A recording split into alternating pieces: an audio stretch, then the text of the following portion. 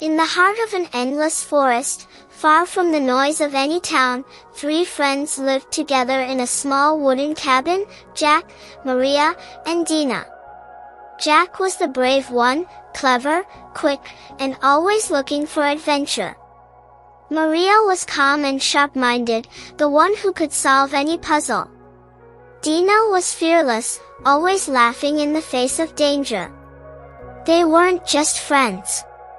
They were a team, the Whispering Trio, as the villagers called them. Every day they explored the forest, climbing cliffs, following animal tracks, and sketching maps of the unknown. But one foggy morning, something changed.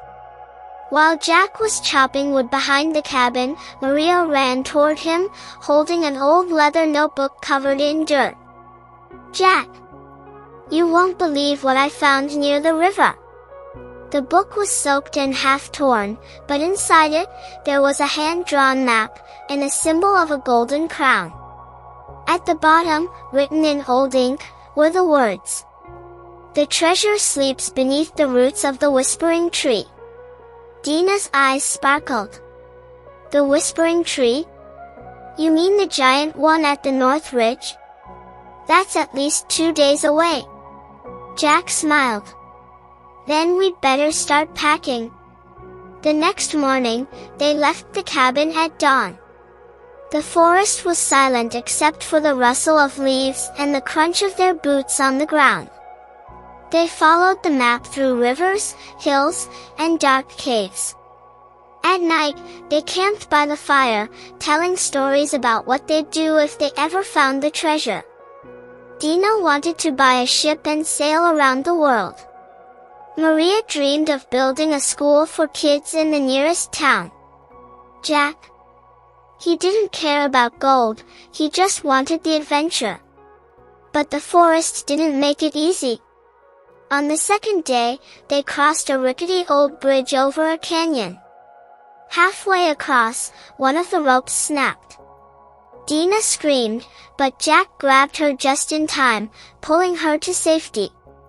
When they finally made it across, Maria looked at the map again. "We're close," she whispered.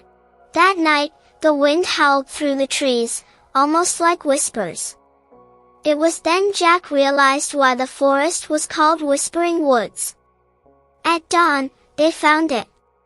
A massive tree stood before them, its trunk wider than a house, its roots twisting deep into the earth. The bark shimmered faintly under the sunlight. Maria placed her hand on the tree and said, "This is it. The Whispering Tree." They began digging between the roots. Hours passed, until suddenly, Dina's shovel hit something hard. Clang! They looked at each other. Jack brushed away the dirt, and there it was, a rusty iron chest, locked with an ancient emblem. "Open it, Jack," Maria whispered. He struck the lock with a rock. The chest creaked open, and inside, under layers of dust, was gold, real gold, coins, crowns, and jewels that glimmered like fire. For a long moment, no one spoke. The only sound was the wind whispering through the branches above. Jack finally laughed. "We actually did it." But then, something unexpected happened.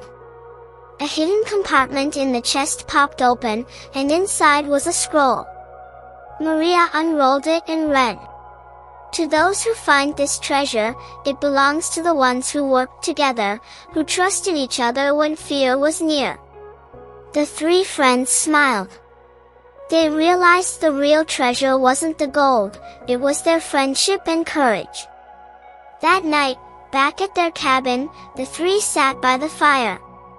The golden light flickered across their faces as they laughed and planned their next adventure.